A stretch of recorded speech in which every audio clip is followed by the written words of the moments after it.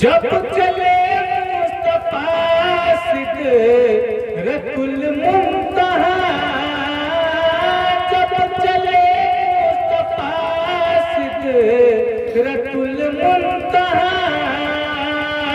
عرش والوں میں تھا مرحبا مرحبا، عرش والوں میں تھا مرحبا مرحبا، آیا ایسا ڈگر، آیا ایسا ڈگر سمت جبریل پر، بولے ہم حکم میں بتا دیجئے، ٹوٹ پتوار ہے بیچ مجھار ہے،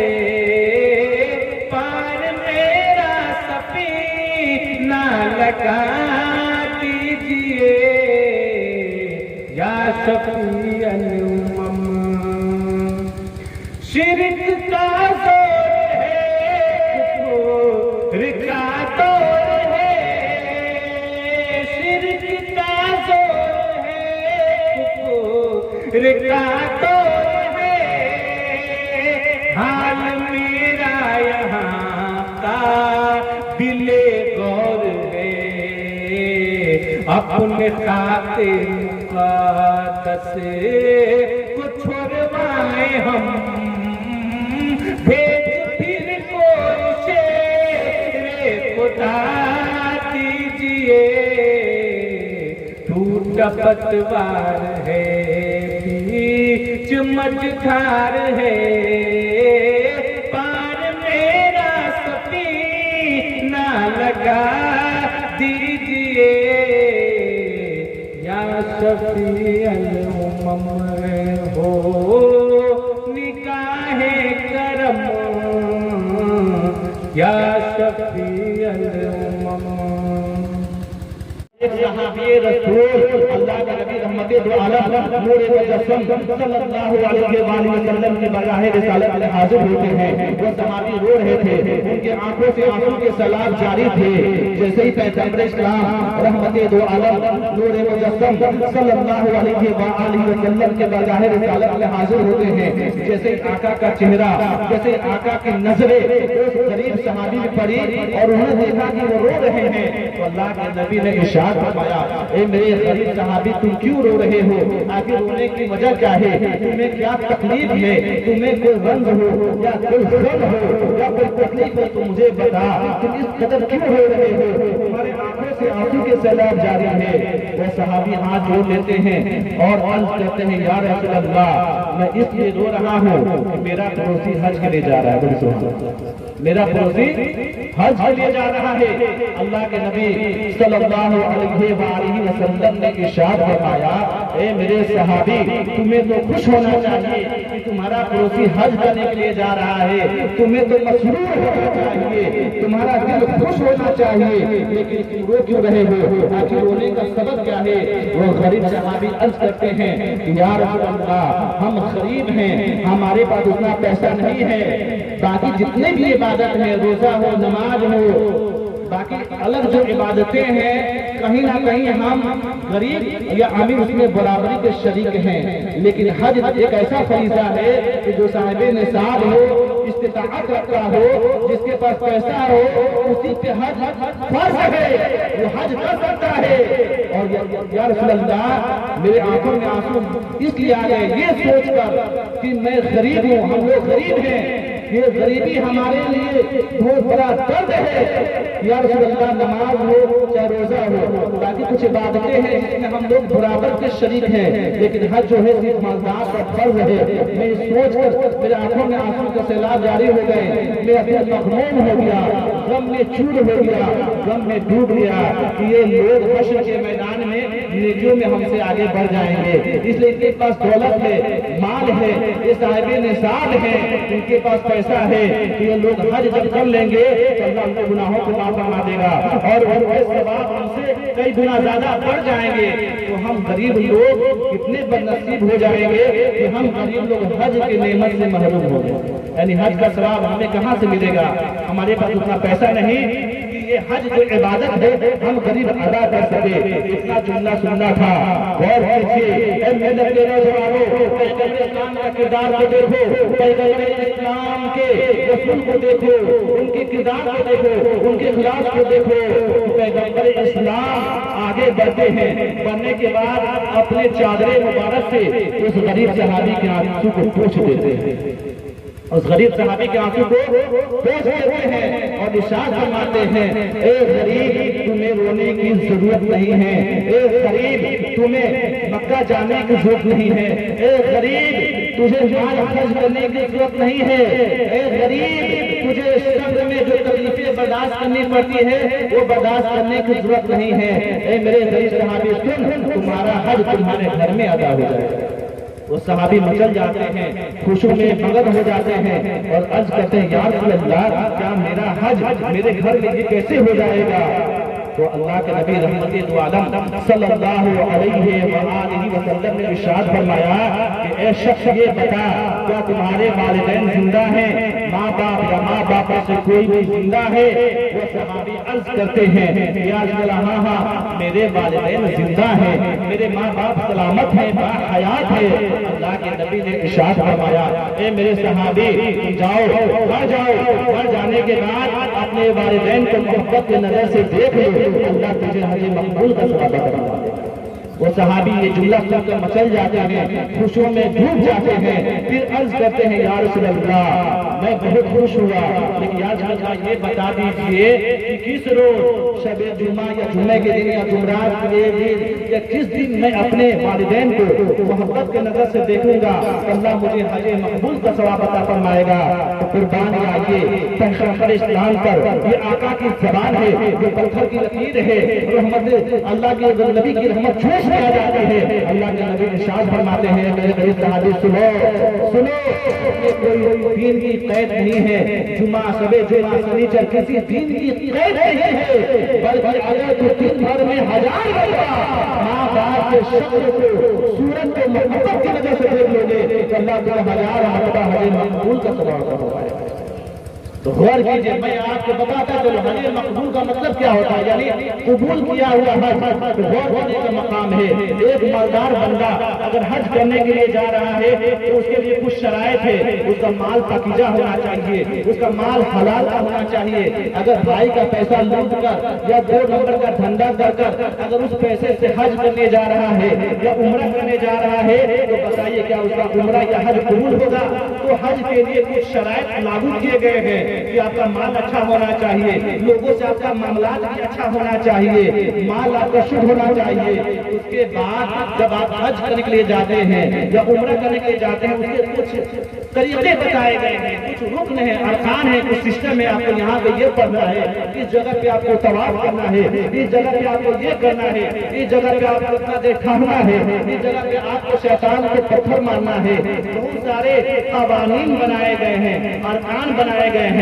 تو غور کیجئے کہ اگر کوئی پیسہ خرچ بھی کر حج کے لیے جاتا ہے تو اگر حج کرنے کا جو سسٹم طریقہ ہے اس میں کچھ چھوڑ دیتا ہے, واجبات کو چھوڑ دیتا ہے, اس میں جو ضروریات ہے اس کو چھوڑ دیتا ہے, تو بتائیے اتنا پیسہ خرچ کرنے کے بعد بھی کیا اس کی حج قبول ہوگی, اس کی حج مکمل ہوگی؟ نہیں ہو سکتی ہے. تو بتائیے اتنا زحمت اور اتنا پیسہ خرچ کرنے کے بعد بھی کوئی واجبات چھوٹ جائے اس کی حج اللہ کی درگاہ میں قبول ہوگی یا نہیں ہوگی, اس کی کوئی گارنٹی نہیں ہے.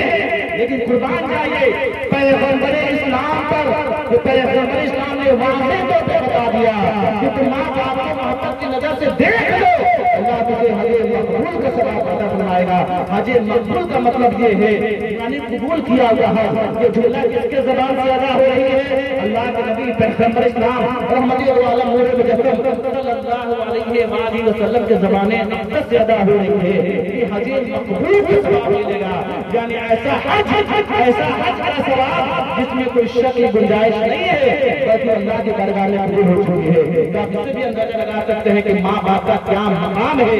ارے بڑی خوش نصیب ہو گئے ہیں جن کے ماں باپ آج بھی زندہ ہیں، اور جن کے ماں باپ زندہ ہیں ان کی زندگی میں ہم ان کی خدمت کر ان کو راضی نہیں کیے، ان کو خوش نہیں کیے اور ان کی دعائیں نہیں لیے، تو یاد رکھیے گا زندگی بھر بھٹکتے رہ جائیے گا، برباد ہو جائیے گا، کبھی دنیاوی زندگی میں آپ کو خوشی حاصل ہونے والی نہیں ہے۔ بلا شبہ اگر اپنی زندگی میں آپ خوشحالی چاہتے ہیں، اپنی زندگی میں آپ مزدار ہونا چاہتے ہیں، دنیا میں بھی کامیاب ہونا چاہتے ہیں اور آخرت میں بھی کامیاب ہونا چاہتے ہیں، تو اپنے ماں باپ کی ادب و احترام کیجیے، اپنے والدین سے محبت کیجیے، جتنا ہو سکے ان کی خدمت کیجیے، جتنا آپ کی اوقات ہو، جتنا ان کی آپ خدمت کر سکتے ہیں آپ کیجیے۔ بلا شبہ یاد رکھیے گا اگر آپ کے والدین اس حالت میں دنیا سے رخصت ہوئے ہیں وہ آپ سے راضی تھے، اس کا مطلب کیا ہے؟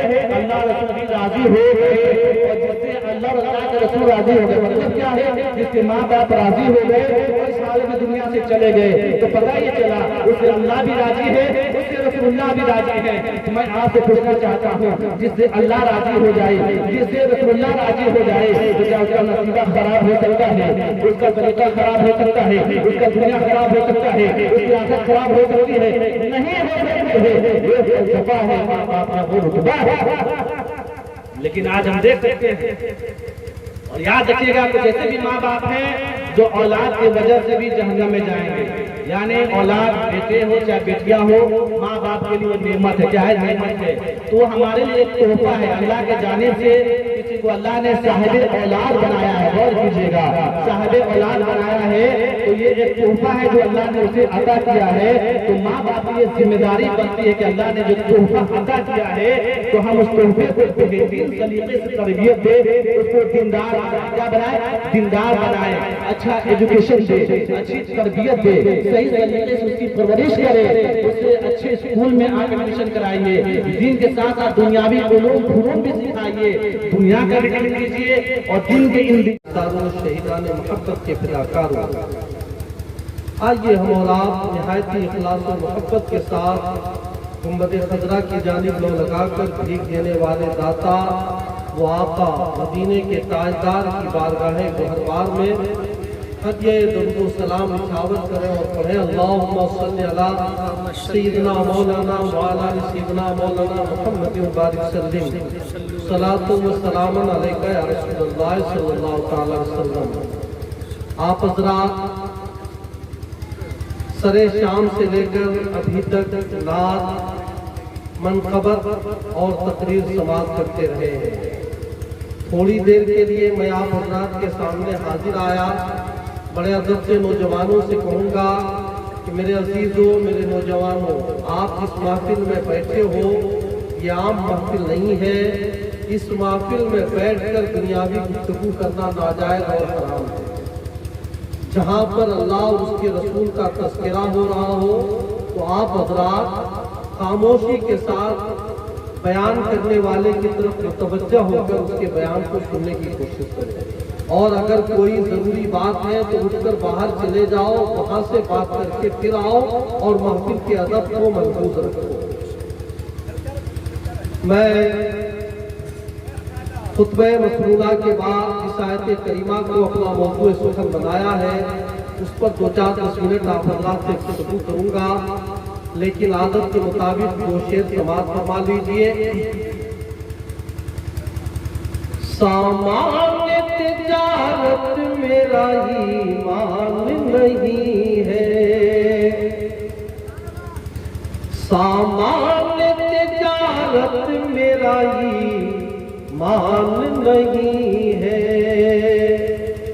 سامان تجارت میرا ایمان نہیں ہے، ارے ہر در پہ جھکے سر یہ میری شان نہیں ہے، ہر در پہ جھکے سر یہ میری شان نہیں ہے، اور ہر لفظ کو سینے میں بسا लो तो बने बात, हर लफ्ज को सीने में बसा लो तो बने बात, हर लफ्ज को सीने में बसा लो तो बने बात, ताकों में सजाने को ये कुरान नहीं है, ये कुरान नहीं है।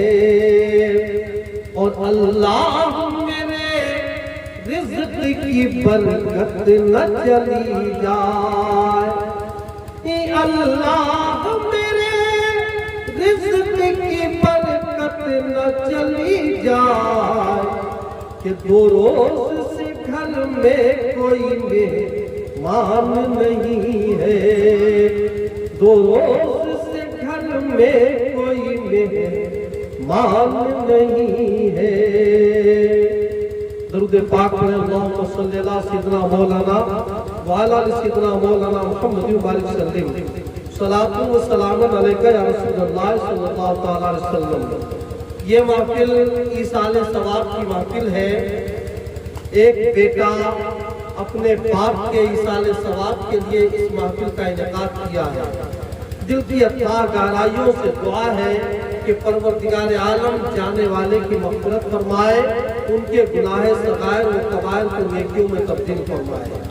हर महफिल में, मीलाद की महफिल में जिस तरह की महफिल होती है, उस अंदाज से गुफ्तगू समाअत फरमाते रहते हैं। आज मैंने वालिदैन के मकाम के ताल्लुक से कुरान पाक की एक मशहूर व मारूफ आयत करीमा की तिलावत का शरफ हासिल किया है। एक बात ज़हन में बिठा लीजिए, अल्लाह के कायनात ने कुरान पाक में बेशुमार जगहों पे जहां पर अपना तज़किरा किया है, अपने तज़किरे के बाद फौरन वालिदैन का तज़किरा किया है। कहीं पर फरमाया ला तुश्रिक बिल्लाह, अल्लाह के साथ किसी को शरीक ना करो, व बिल वालिदैन ihsana, और वालिदैन के साथ हुस्ने सलूक करो। और मैंने जिस आयत को अपना मौजूद सुखन बनाया, उस आयत करीमा में अल्लाह के कायनात फरमाता है फला तकुल लहुमा उफ़्फ़िन वला तनहरहुमा, और जब वो दोनों बुढ़ापे की मंजिल में पहुंच जाए तो तुम उन्हें उफ़ तक न कहो और न झिड़को। मुफस्सिरीन किराम और उलमाए किराम इस आयत की तफसीर में फरमाते हैं कि उफ़ तक कहने का जो मनाही आई है, इसकी वजह यह है कि हमसे अगर हमारे वालिदैन बुढ़ापे में पहुंच गए और उनके बुढ़ापे की वजह कर कोई ऐसी हरकत हो जाती है, हमारा कीमती सामान ज़ाय हो जाता है या कोई नुकसान हो जाता है, उस सूरत में गुस्सा इंसान की फितरी आदत है, फितरी तकाजा है कि इंसान को गुस्सा आए। मगर ऐसी सूरत में भी अल्लाह ने कायनात ने फरमाया कि तुम उनको उफ़ तक ना करो। मेरे अजीजों, इससे ज्यादा और कुछ नहीं कहा जा सकता, इसलिए कि उसका मकाम बड़ा अजीम मकाम है। एक रिवायत मेरे नजर से गुजरी, रसूल कायनात सल्लल्लाहु तआला अलैहि वसल्लम ने फरमाया कि जो शख्स अपने वालिदैन को बुढ़ापे में पाए और अपने लिए जन्नत को हलाल न कर ले, जन्नत का हकदार न हो जाए, उसकी नाक और उसकी आंख और उसके चेहरे खाक आलूद हो। रसूल कायनात सल्लल्लाहु तआला अलैहि वसल्लम से एक मौके पर एक सहाबी ने अर्ज़ किया, या रसूल अल्लाह, मैंने ये कसम खाई है कि मैं अर्श के पाए को और जन्नत के दरवाजे को दुनिया में चूमना चाहता हूँ। मैं अर्श के पाए को और जन्नत के दरवाजे को दुनिया में चूमना चाहता हूँ। रसूल कायनात सल्लल्लाहु तआला अलैहि वसल्लम ने फरमाया, जाओ अपनी माँ के कदम को चूम लेना और बाप की पेशानी को चूम लेना। अगर तुमने माँ के कदम को चूम लिया तो गोया तुमने जन्नत को चूम लिया, जन्नत के दरवाजे को चूम लिया, जन्नत को चूम लिया, इसलिए कि जन्नत माँ के कदमों के नीचे है, और बाप की पेशानी को चूम लिया तो गोया तुमने अर्श-ए-इलाही को चूम लिया। تو اس نوجوان نے عرض کیا یا رسول اللہ میں بڑا بدنصیب ہوں، میری ماں کا انتقال ہو گیا ہے، میرے والدین کا انتقال ہو گیا ہے۔ تو اللہ کے رسول نے فرمایا کہ جاؤ ماں کے قبرستان جاؤ اور ماں کے قبر کے پائتانے کو چوم لینا، باپ کے قبر کے سرحانے کو چوم لینا۔ اس نے عرض کیا یا رسول اللہ جب میرے ماں باپ کا انتقال ہوا اس وقت میں چھوٹا تھا، میرے ماں باپ کو جہاں دفن کیا گیا آج وہاں اس قبرستان میں ان کا نام و نشان تک نہیں ہوگا، قبر کا نام و نشان تک نہیں ہوگا، قبر برابر ہو چکی ہوگی۔ رسول کائنات صلی اللہ تعالیٰ علیہ وسلم نے فرمایا جاؤ دو نکیر کھینچ لینا، ایک کو ماں کی قبر تسلیم کرنا اور دوسرے کو باپ کی قبر تسلیم کرنا۔ جس کو ماں کی قبر تسلیم کرنا اس کے پائتانے کو چوم لینا، اور جس کو باپ کی قبر تسلیم کرنا اس کو اس کے سرحانے کو چوم لینا۔ تم کو یہ مقام مل جائے گا، تم کو یہ شرف حاصل ہو جائے گا کہ تم نے جنت کے دروازے کو بھی چوم دیا اور اس کے پائے کو بھی چوم دیا۔